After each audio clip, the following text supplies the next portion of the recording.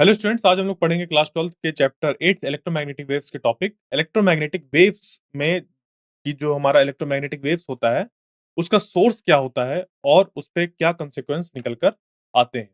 ठीक है? उस पे क्या-क्या चीज़ें निकल कर आती हैं, ये हम लोग को पढ़ना है। ओके? तो देखिए, सोर्स ऑफ इलेक्ट्रोमैग्नेटिक वेव्स की अगर बात करें तो इसको हम लोग ने पहले भी पढ़ रखा है अपने पिछले लेक्चर में, कि जो सोर्स ऑफ इलेक्ट्रोमैग्नेटिक वेव्स होती है, वो क्या होता है? जैसे कि मान लीजिए कि आपके पास कोई एक अ वायर है जिसमें कि चार्ज ऑसिलेट कर रहे हैं। क्या कर रहे हैं? ऑसिलेट कर रहे हैं। तो ऑसिलेशन एक तरीके का कैसा मोशन है जिसमें कि हमेशा एक्सेलरेशन मौजूद होता है, यानी कि ये एक तरीके का एक्सेलरेटेड मोशन है।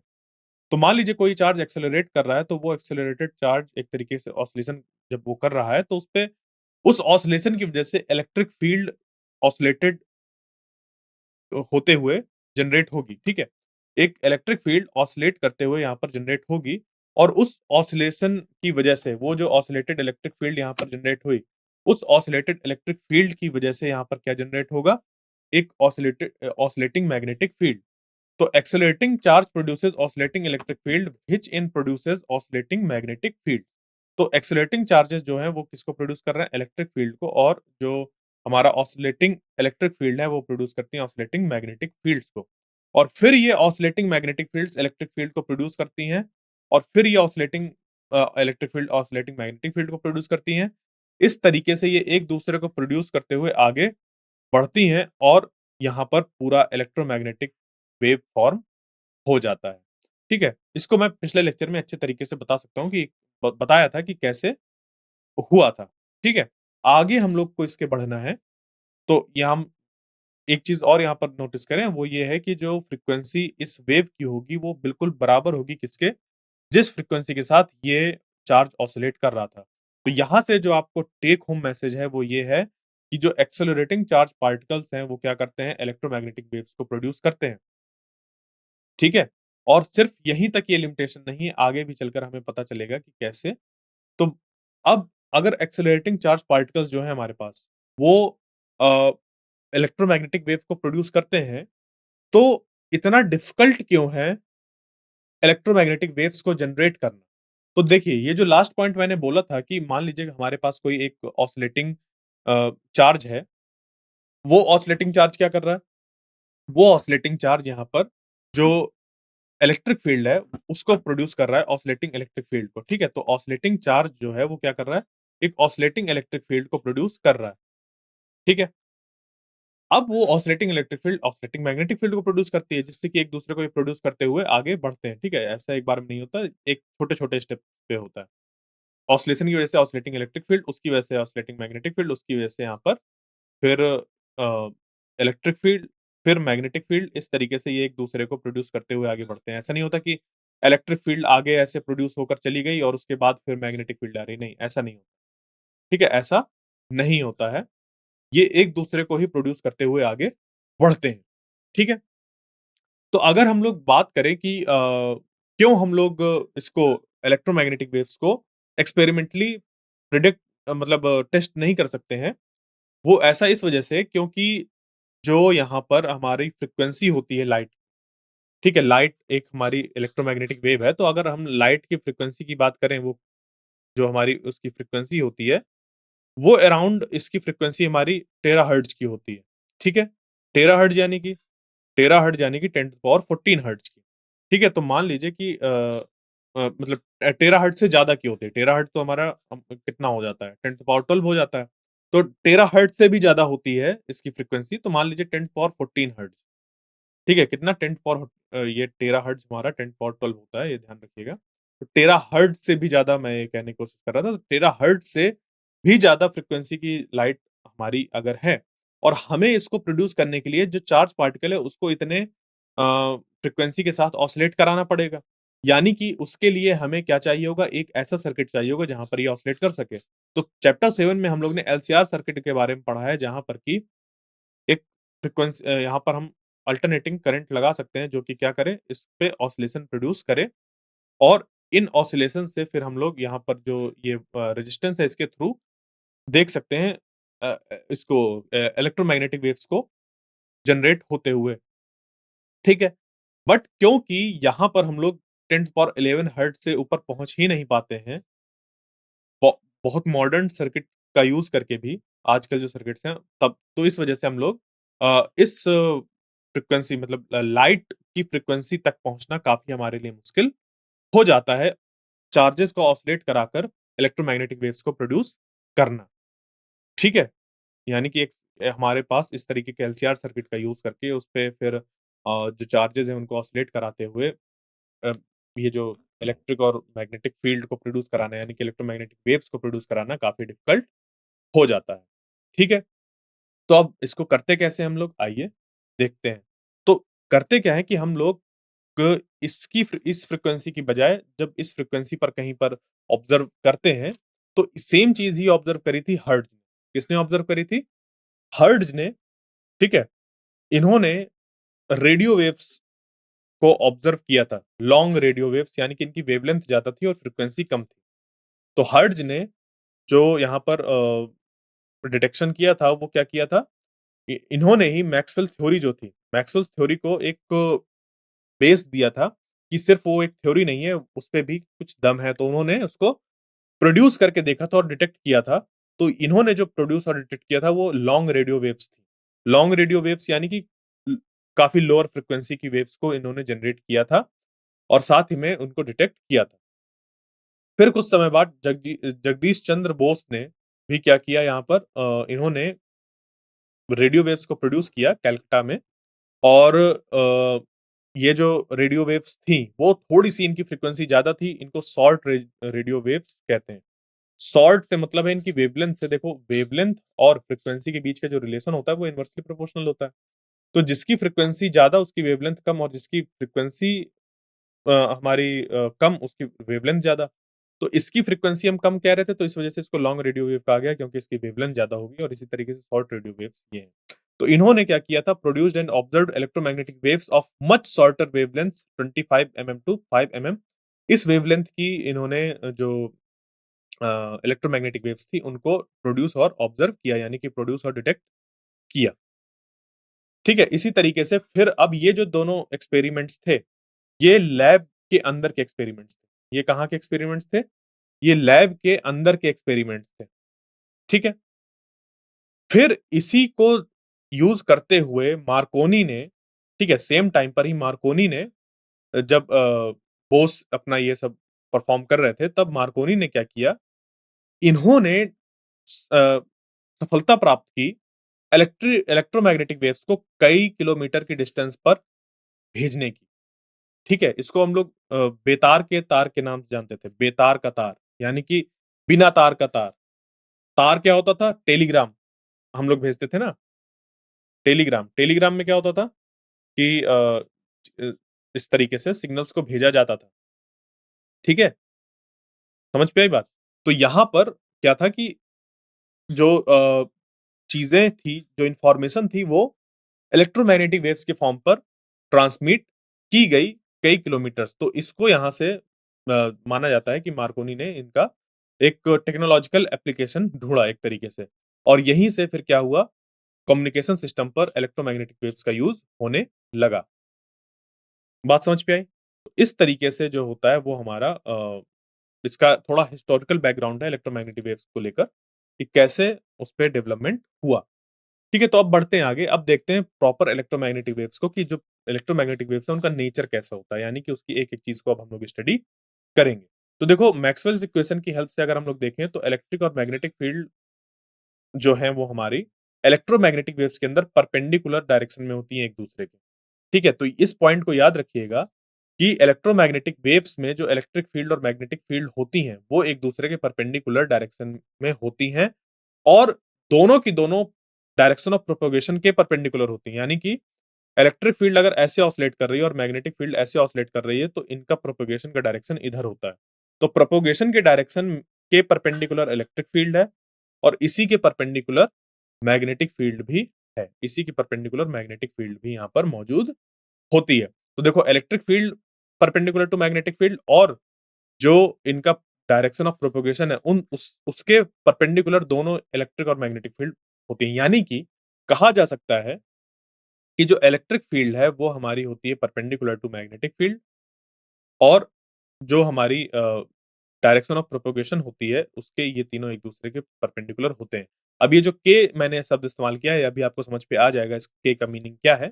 बट अभी समझिए जो के है वो रिप्रेजेंट कर रहा है डायरेक्शन ऑफ प्रोपगेशन। ठीक है? डायरेक्शन ऑफ प्रोपगेशन को ये रिप्रेजेंट कर रहा है। क्लियर? समझ पे आ गई बात? तो ये चीज़ें यहाँ पर निकल कर आई, जो भी मैक्सवेल ने अपना फॉर्मुलेशन किया था। ओके, इसको हम लोग ऑब्ज़र्व भी कर सकते हैं। इस चीज़ को हम लोग ऑब्ज़र्व भी कर सकते हैं कैसे? जैसे हम लोग ने देखा था कि जो हमारा कैपेसिटर था, कैपेसिटर के अंदर जो इलेक्ट्रिक फील्ड की डायरेक्शन है वो इस तरफ है, ठीक है? इलेक्ट्रिक फील्ड की डायरेक्शन इस तरफ है। अब ये जो इलेक्ट्रिक फील्ड की डायरेक्शन है हमारी, ठीक है? ये जो इलेक्ट्रिक फील्ड की डायरेक्शन है, इसके परपेंडिकुलर डायरेक्शन पे देखो यहाँ पर एक सर्कल फॉर्म हो रहा था। यहाँ पर एक मैग्नेटिक फील्ड के लिए ऐसा सर्कल फॉर्म हो रहा था, ठीक है? इस लूप में मैग्नेटिक फील्ड को देखा गया था। तो यानी अगर यहाँ पर हम लोग लूप में देखें मैग्नेटिक फील्ड को, तो एक्चुअली इसकी जो डायरेक्शन है वो ऐसी होती है। इस पॉइंट पर जो डायरेक्शन है उसकी ऐसी है, ठीक है? यानी कि अब मैं इसको इधर कैसे बनाऊँ, मतलब ऐसा इधर बना दूँ मैं अगर, तो इस ऐसी मैग्नेटिक फील्ड की डायरेक्शन है। यानी कि इसके जो इलेक्ट्रिक फील्ड है उसके परपेंडिकुलर डायरेक्शन पर है। इस पॉइंट पर मैग्नेटिक फील्ड। देखिए, ये इलेक्ट्रिक फील्ड और ये मैग्नेटिक फील्ड, इन दोनों के बीच का एंगल 90 डिग्री है। और इस तरीके से हम लोग यहाँ पर देख सकते हैं कि चेंजिंग इलेक्ट्रिक फील्ड की वजह से जो मैग्नेटिक फील्ड प्रोड्यूस होती है, वो उसके परपेंडिकुलर डायरेक्शन में होती है। चेंजिंग इलेक्ट्रिक फील्ड के परपेंडिकुलर डायरेक्शन में होती है इंड्यूस्ड मैग्नेटिक फील्ड, मतलब एक तरीके से प्रोड्यूस्ड मैग्नेटिक फील्ड जो भी यहाँ पर है, मैग्नेटिक फील्ड जो भी यहाँ पर प्रोड्यूस हुई है। ठीक है? इस चीज़ को हम लोग ने, इस पॉइंट को, कि जो इलेक्ट्रिक फील्ड और मैग्नेटिक फील्ड होती हैं वो एक-दूसरे के परपेंडिकुलर होती हैं और डायरेक्शन ऑफ प्रोपगेशन भी इनके परपेंडिकुलर होता है, या इन ये दोनों डायरेक्शन ऑफ प्रोपगेशन के परपेंडिकुलर हैं। ये भी हमारी बात यहाँ से कन्फर्म होती है। ठीक है? समझ पे आया? तो ये हमारा एक जनरल फीचर होता है इलेक्ट्रोमैग्नेटिक वेव का। तो ध्यान दीजिएगा, जो यहाँ पर इलेक्ट्रोमैग्नेटिक वेव्स हम लोग पढ़ रहे हैं, जो मैं पॉइंट्स बताता जा रहा हूँ, आप उनको याद करिए, समझिए उनको, क्योंकि यही पॉइंट्स हैं जो इलेक्ट्रोमैग्नेटिक वेव्स को डिस्क्राइब करते हैं और इन्हीं पॉइंट्स पे बेस्ड ही क्वेश्चंस पूछे जाते हैं। तो इलेक्ट्रोमैग्नेटिक वेव्स में हमेशा इलेक्ट्रिक फील्ड और मैग्नेटिक फील्ड एक दूसरे के परपेंडिकुलर होती हैं। अगर इलेक्ट्रिक फील्ड ऐसे ऑसिलेट कर रही है तो मैग्नेटिक फील्ड ऐसे ऑसिलेट करेगी।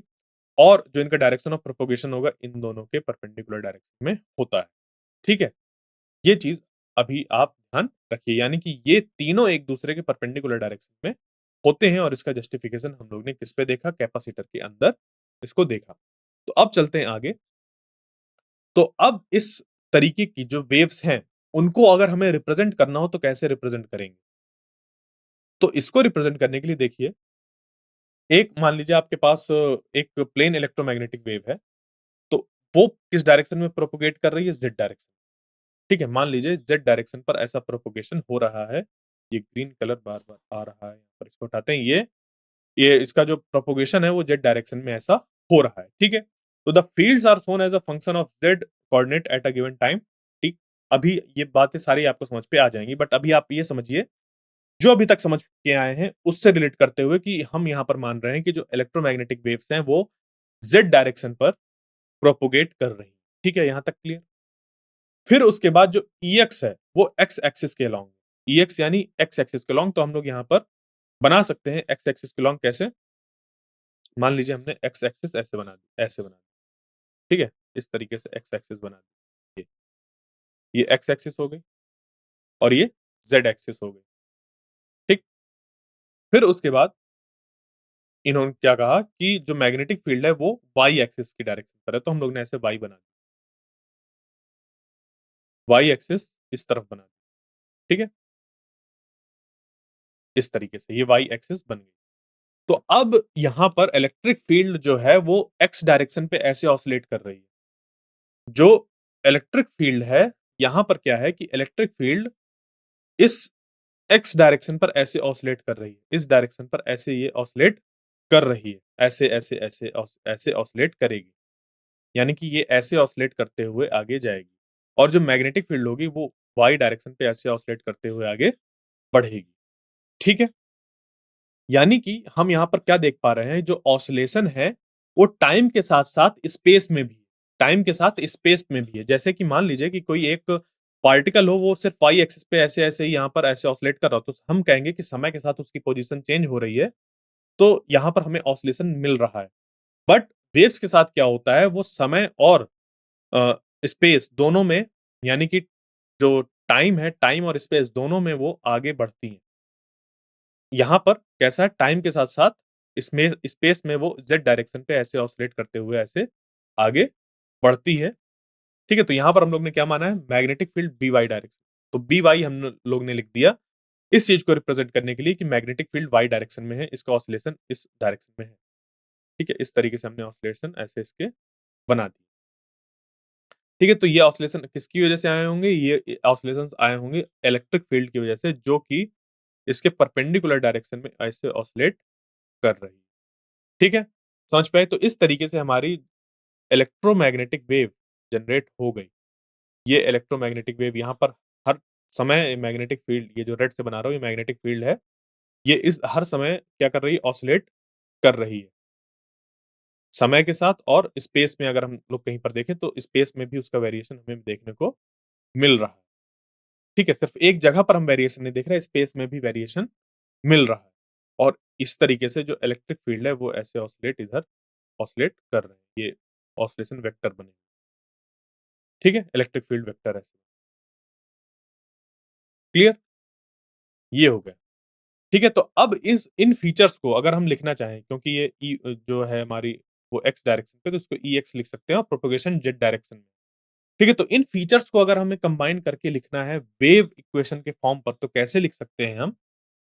और जो EX है और BY है वो एक दूसरे के परपेंडिकुलर डायरेक्शन में होना चाहिए और जेड डायरेक्शन के भी ये दोनों परपेंडिकुलर होने चाहिए। यानी कि जो प्रोपगेशन का डायरेक्शन है उसके परपेंडिकुलर में EX और BY को हमें रिप्रेजेंट करना है। तो इसके लिए हम लोग क्या करते हैं, कुछ इस तरीके की इक्वेशंस को यूज़ करते हैं। ठीक है? तो यहाँ पर देखिए ये इक्वेशन क्या बता रही है।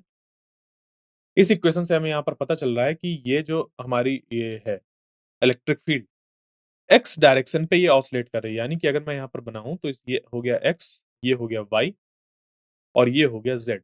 तो इलेक्ट्रिक फील्ड एक्स डायरेक्शन पर ऑसिलेट कर रही है। ठीक है? तो इस ऑसिलेशन को हम कैसे रिप्रेजेंट कर रहे हैं, इस इक्वेशन को समझते हैं एक-एक करके देखिए।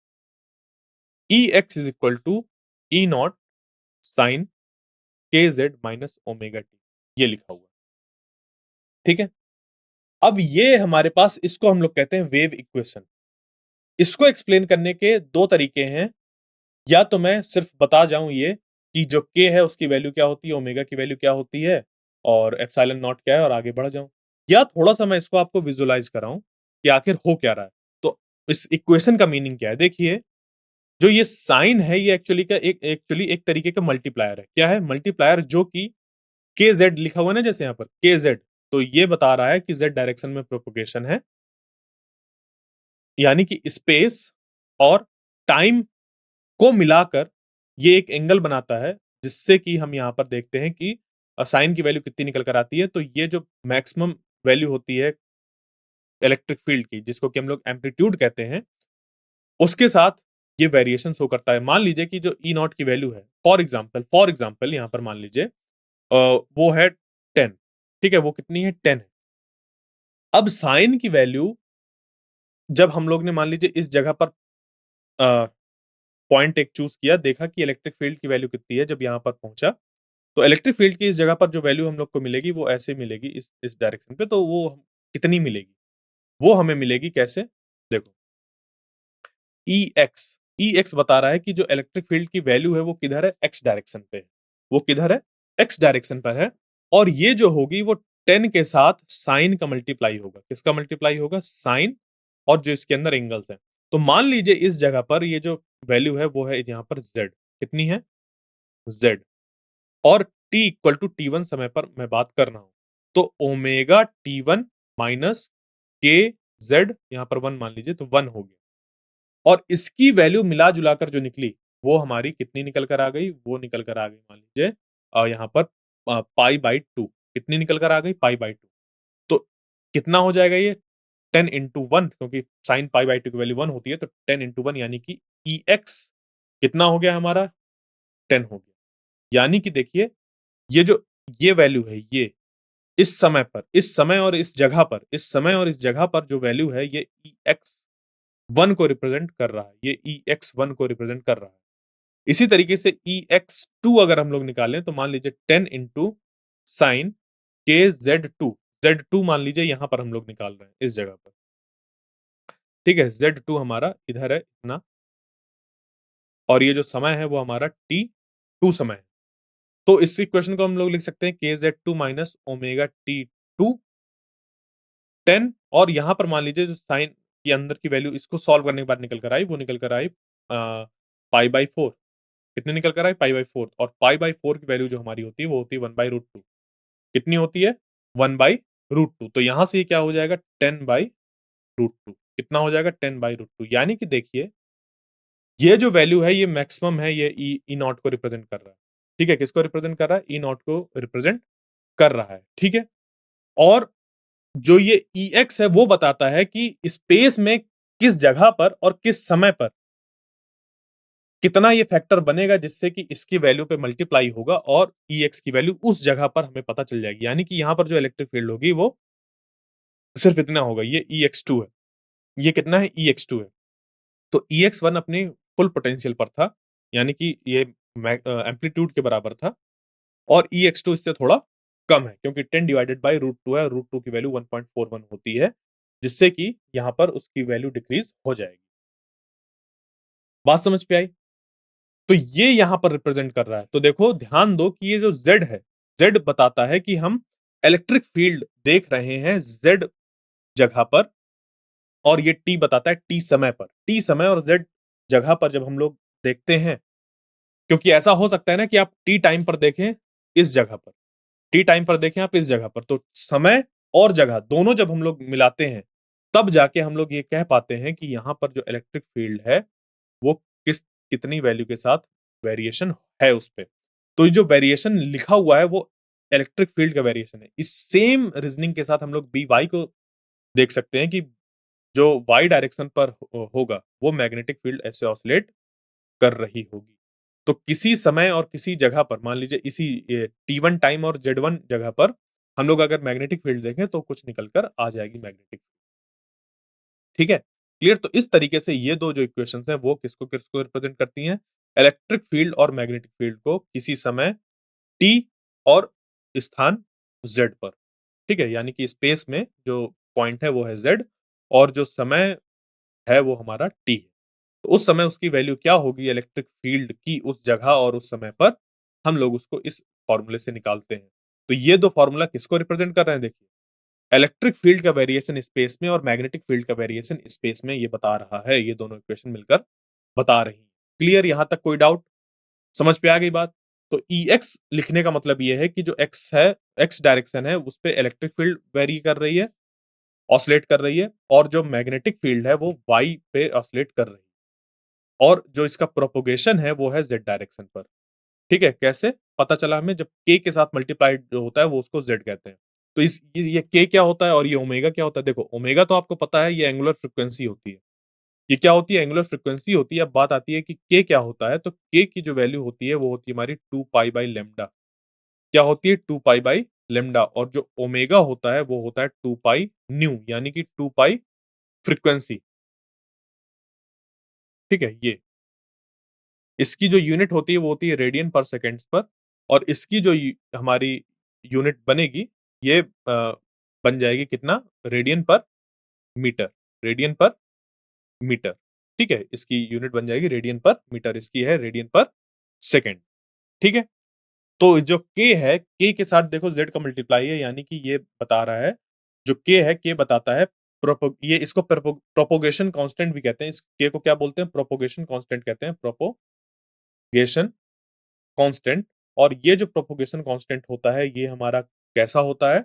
ये रिप्रेजेंट करता है कि जो वेव है वो किस डायरेक्शन पे जा रही है, यानी कि जो Z है वो रिप्रेजेंट कर रहा है किस डायरेक्शन पे वेव जा रही है।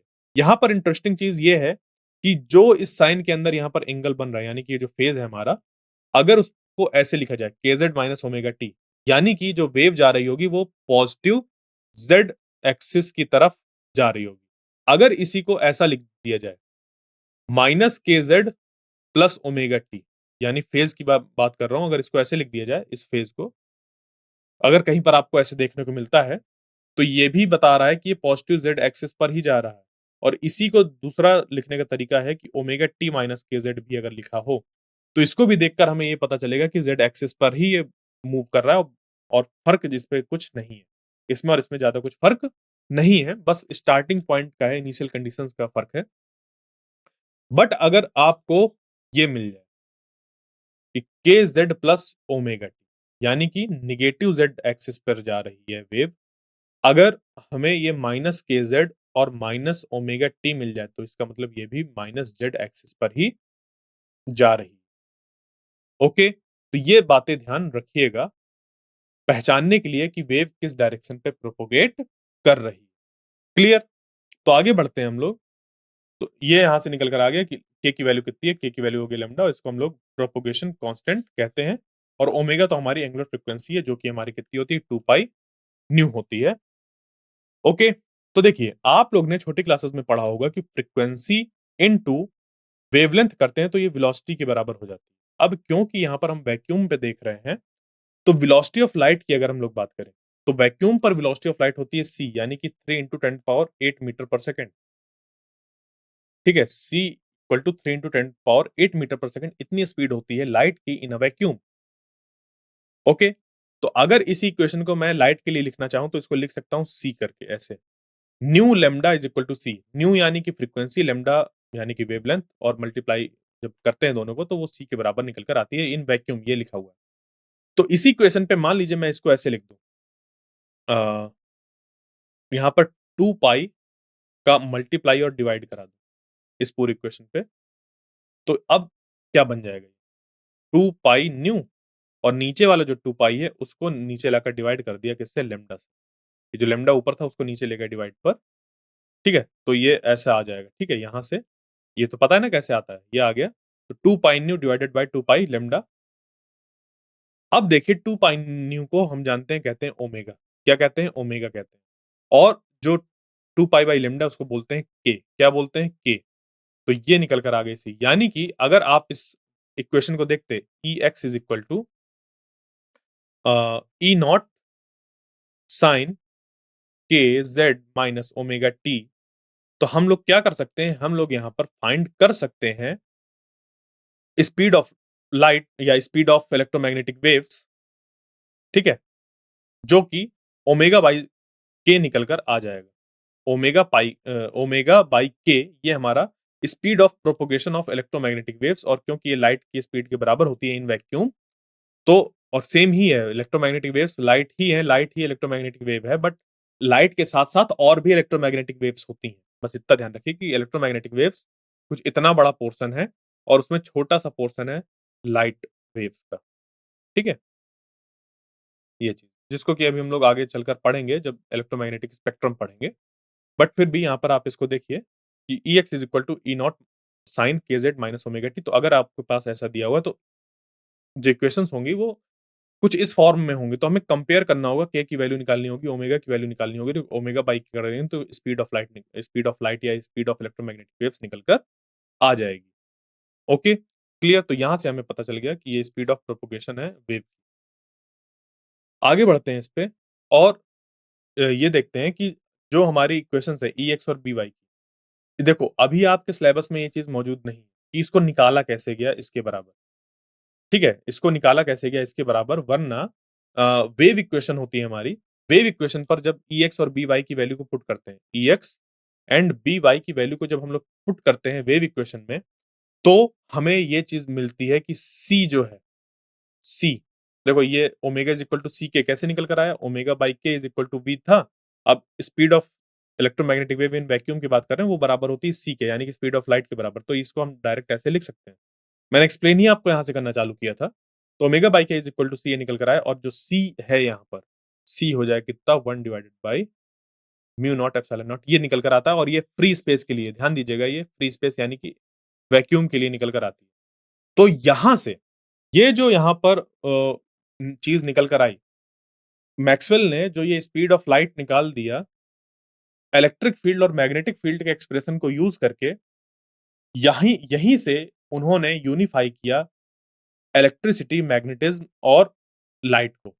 यानी कि जो स्पीड ऑफ लाइट निकल कर मतलब स्पीड ऑफ लाइट के बराबर निकल कर आई इलेक्ट्रोमैग्नेटिक वेव्स की स्पीड, तो उन्होंने ये कंक्लूड किया कि जो इलेक्ट्रोमैग्नेटिक वेव्स हैं, वो हमारी एक तरीके की लाइट वेव ही है या कह लीजिए कि लाइट वेव ही हमारी एक तरीके की इलेक्ट्रोमैग्नेटिक वेव है।